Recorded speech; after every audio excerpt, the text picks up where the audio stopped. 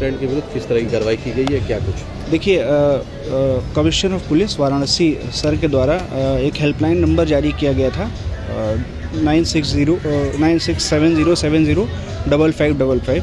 उस पर मिली सूचना जिसके मुताबिक यहाँ पर अवैध टैक्सी स्टैंड के रूप में गाड़ियाँ खड़ी की जा रही थी और उनका उपयोग हो रहा था, तो उनके खिलाफ कार्रवाई की गई और उनको सीज़ किया गया है। किसका स्टैंड है ये, क्या कुछ चीज़ें पता चली, कहाँ से कहाँ तक यहाँ गाड़ियाँ चलती थी?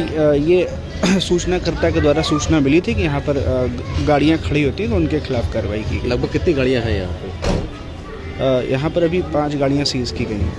ये गाड़ियाँ कहाँ जाती थी, किधर की सवारियाँ ये रोकते थे? इसमें प्रयागराज और आसपास के जनपद के लिए टैक्सी सेवा दी जाती थी, ऐसा पता चला है। पूर्व में भी इस तरह की कार्रवाई की गई है, उसके बाद भी यहाँ पे संचालन तो क्या देखते हैं कहीं कुछ? देखिए, ये जो हेल्पलाइन नंबर जारी हुआ उस पर मिली सूचना है, तो ये उस पहल के तहत उसमें कार्रवाई की गई है।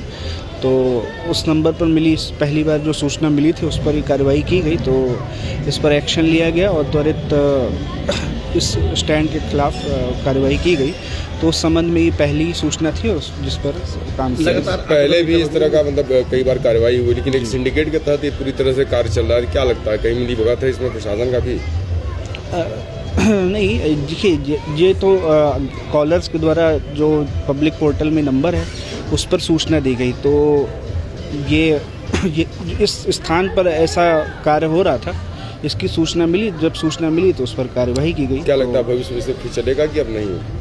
भविष्य में अगर यहाँ पर ऐसी दोबारा किसी और स्थान पर कोई भी सूचना मिलती है तो उस पर कार्रवाई होगी।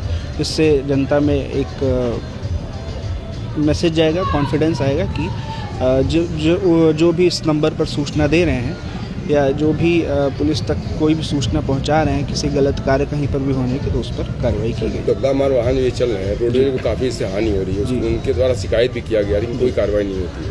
अब होगी जी, अगर जो भी शिकायतें हैं पूर्व में या नई दी जा रही उस पर तत्काल कार्रवाई की जाएगी।